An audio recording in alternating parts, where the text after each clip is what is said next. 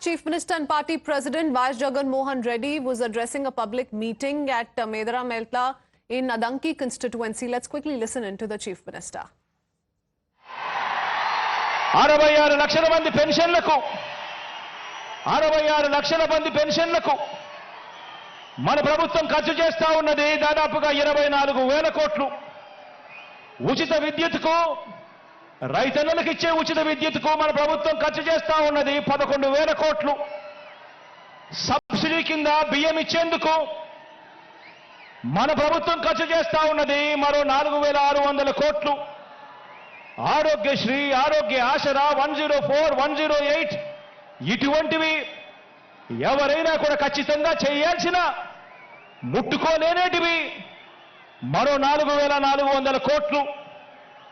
పూర్తి fee reimbursement కింద మీ జగనన్న ఇస్తా ఉన్న విద్యా దీవెన, వసతి దీవెన కింద మరో 5,000 కోట్లు.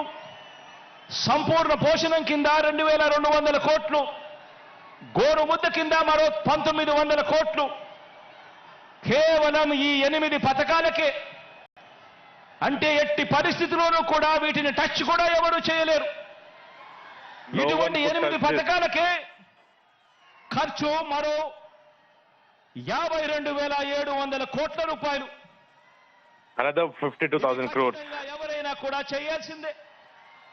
ఇవి కాక చంద్రబాబు నాయుడు గారు చెప్పిన సూపర్ 6 అంటున్న 6 Apart from this, Chandrababu Naidu promised 6 guarantees, 6 promises. మోసమే అని తెలిసినా, అవి This is nothing but completely అని చెప్పి కూడా తెలిసినా కూడా ప్రజలకు తెలియజేద్దామని చెప్పి లెక్క వేయిస్తే ఆ 6 పథకాలకు అదనంగా కావాల్సింది ఏటా మరో 73,440 for those 6 promises. కోట్ల రూపాయలు. For every year, 72,000 crores are needed additionally. ఈ మధ్యనే 7వ హామీ అని చెప్పి Recently, 50 ఏళ్లకే పెన్షన్ అదనంగా పెంచి he ఇస్తారని has promised pension for 50 years.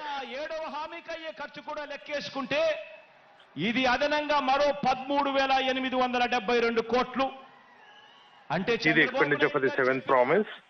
6 6లు Chandrababu Naidu గారు చెప్పిన 6 sixes of Chandrababu Naidu ఈ 7వ for 6 పథకానికి schemes. ఈ రెండు for the 7th scheme. 87,312 కోట్లు. 87,300 crores ఎవరైనా కూడా టచ్ చేయలేని is the expenditure for the 7 schemes. ఖచ్చితంగా ఎలాగో చేయాల్సిన అవసరం ఉన్న ఈ స్కీములకు ఖర్చు అయ్యేది మరో 52,700 కోట్లు. అంటే రెండు For the long schemes, 52,000 crores is the expenditure. 1,40,000 కోట్ల రూపాయల గురించి చంద్రబాబు గారు చెప్తా ఉన్నారు. ఆలోచన